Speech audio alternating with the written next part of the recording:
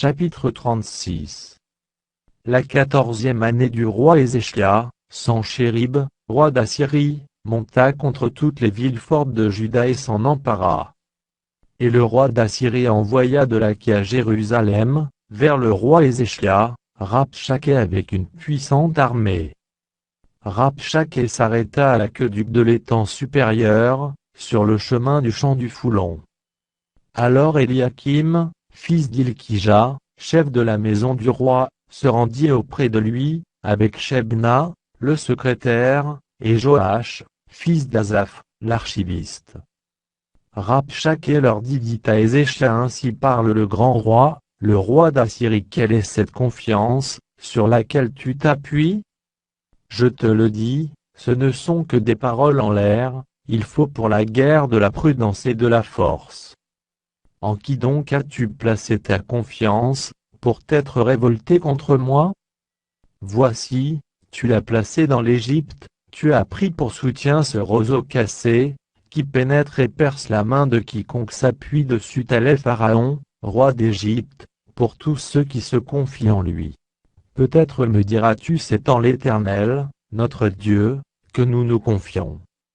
Mais n'est-ce pas lui dont Ézéchias a fait disparaître les hauts lieux et les autels, en disant à Juda et à Jérusalem: vous vous prosternerez devant cet autel?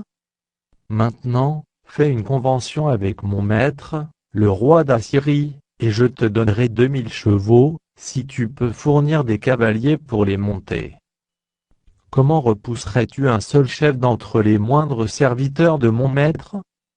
Tu mets ta confiance dans l'Égypte pour les chars et pour les cavaliers. D'ailleurs, est-ce sans la volonté de l'Éternel que je suis monté contre ce pays pour le détruire? L'Éternel m'a dit: monte contre ce pays, et détruis-le. Éliakim, Shebna et Joach dirent à Rabshakeh: parle à tes serviteurs en araméen, car nous le comprenons, et ne nous parle pas en langue judaïque aux oreilles du peuple qui est sur la muraille. Rabshakeh répondit: est-ce à ton maître, et à toi que mon maître m'a envoyé dire ces paroles?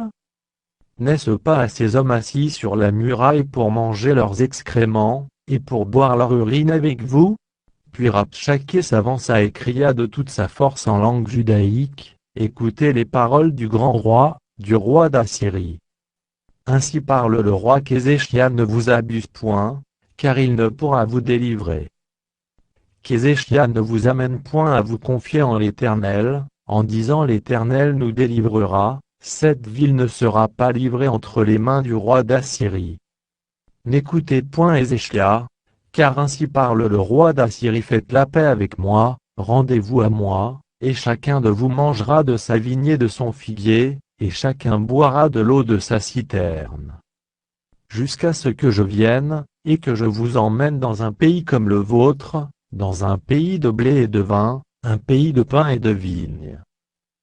Qu'Ézéchias ne vous séduise point, en disant: l'Éternel nous délivrera. Les dieux des nations ont-ils délivré chacun son pays de la main du roi d'Assyrie? Où sont les dieux de Hamath et d'Arpa? Où sont les dieux de Sepharvaïm? Ont-ils délivré Samarie de ma main? Parmi tous les dieux de ces pays, quels sont ceux qui ont délivré leur pays de ma main, pour que l'Éternel délivre Jérusalem de ma main? Mais ils se turent, et ne lui répondirent pas un mot, car le roi avait donné cet ordre: vous ne lui répondrez pas. Et Éliakim, fils d'Hilkija, chef de la maison du roi, Shebna, le secrétaire, et Joach, fils d'Azaph, l'archiviste, vinrent auprès d'Ézéchias, les vêtements déchirés, et lui rapportèrent les paroles de Rabshakeh.